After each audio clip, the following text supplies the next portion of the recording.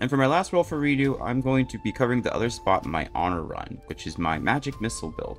This is a very equipment heavy build. I mean, the levels are incredibly easy. You can just stick to the one class for the entire way up, but every piece of equipment we put on makes our magic missile explode and completely debuff them to the point where they can't attack, they can't even stand, and the damage just racks up so high that I haven't been able to outdamage it with another spell. Say we cast Magic Missile with just a 1-level spell slot. Base alone, that'll be 4d4 plus 4 force, and then we'll add 1 point of lightning charge and 2 points of radiant per bolt. Now we're at 4d4 plus 16. With Falaralu running, that's 8d4 plus 16, plus a d8 of lightning, plus a d4 of reverb, which will have to make a save or be prone, plus 8 stacks of radiant orb. They'll have -8 to their attack, and they'll have -3 on their strength, dex, and constitution. It's absolutely psycho. When I first talked about this build, I was really showing more the glitch that you could do with the Spell Might gloves, but unfortunately they patched it out.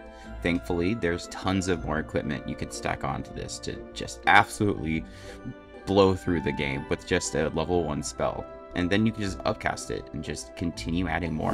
I'll have chapters below so you can skip around. I definitely suggest doing some of the build at least. I mean, Magic Missile is a very easily obtained spell. A lot of the equipment lets you cast it for free, and every piece of equipment is before Act 3. As far as levels go, I've seen it done a bunch of times. I think I just want to get one out of the way real fast. The wizard, evocation wizard at least, gets an ability to add their wisdom modifier to every point of evocation spell damage that they have, which stacks beautifully on Magic Missile. Unfortunately, you have to get to level 10 in wizard, and using sorcerer's meta magics just lets you do it more, and the whole point of the build is hitting more times, so I do say stick with Sorcerer all the way for this. I like to start off as Sorcerer. I typically like to use the Dragon Ancestry Sorcerer, mostly because Cold gives you access to Armor of Agathis, which is something that every squishy spellcaster should have. In Act 2, you can find a set of robes called the Ice Bite robes. They give you some resistances to damage and lets you cast Armor of Agathis for free at 3rd level once a day. You can totally not take Dragon Ancestry and go like Storm Sorcery so you can fly with your bonus action, but unfortunately, the thunder charge damage doesn't count for the casting lightning or thunder spell that Storm Sorcerer needs you to do to activate all their specific stuff. But personally, I like just be able to cast Armor of Agathis more than 1 time a day. You're gonna run into more than 1 encounter. So as you're leveling Sorcerer, make sure number 1, you get Magic Missile, obviously. But the other spell I like to grab is the shield spell. You don't need mage armor because your Dragon Ancestry gives you that. Going into your next levels, you get to pick your different meta magics. I personally just like twinned and distance spells the most as far as the first option go. Distance spell is really fantastic, especially with Shocking Grasp. This has nothing to do with the build, but you know, getting a touch spell to do ranged and then stopping them from having a reaction so you can run past them could come in handy. Hitting the 3rd level though is probably the most important. It does give you access to the meta magic Quicken spell, allowing you to then cast Magic Missile again on your bonus action. With level 2 spells open, I definitely suggest getting Misty Step and Mirror's Image. You're going to be concentrating on haste for yourself, which means Mirror Image is going to let you get hit 3 times and you don't have to roll for concentration. And Misty Step is just going to let you get around the field faster. As you level up Sorcerer, there's really only one more important spell that you grab, and that is Haste. That way you have 2 main actions to cast Magic Missile more times. Now you can just really complete Sorcerer out. You'll get more meta magic points, your max amount of points will go up, you'll get additional meta magics. Distance spell will help Magic Missile if you're across the field, stuff like that. But let's say you want to be extra, and you want to be able to cast Magic Missile so many times that your other allies really don't even have a point of being there. You'll just slice through this game, no problem. You will have to take a lot of long rests though. And to do that, I would not take any Sorcerer levels past 7.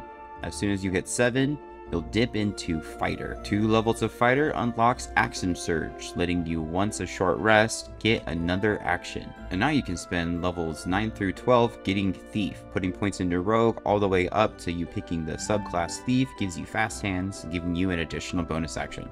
Now you can spend your main action using Magic Missile, using your hated action using magic missile, using your action surge to use magic missile, quicken spell to use magic missile on your bonus action, and then quicken spell to use magic missile on your second bonus action. You'll have 7 sorcery points, so you'll be able to do this once without having to spend slots to get more points back. But by the time that comes, everybody should be dead, so you should be good. This is totally unnecessary and completely extra, but you know, you should try it at least once. The biggest downside to that is you won't have as many spell slots as a regular sorcerer would, and you wouldn't be able to cast 5th or 6th level spells, but you know, you'll still be a god.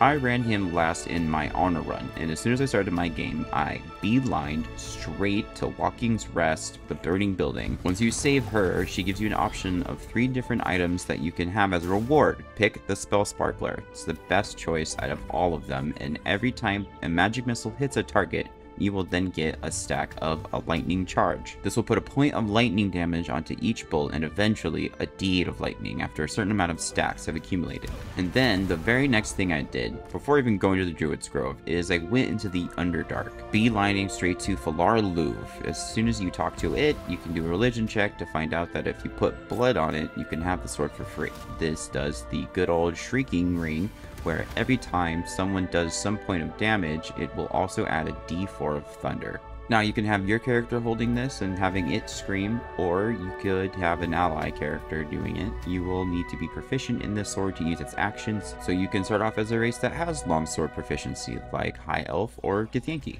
Currently, I use Falar Louvre on my red mage build. His paladin side gives him the command spell, and he uses approach to make people walk towards him and inside the ring. And then I'll use my magic missile build to just blow him up. The next piece of equipment is called the Psychic Sparks. This is a necklace that you can purchase from the Hobgoblin in the Underdark.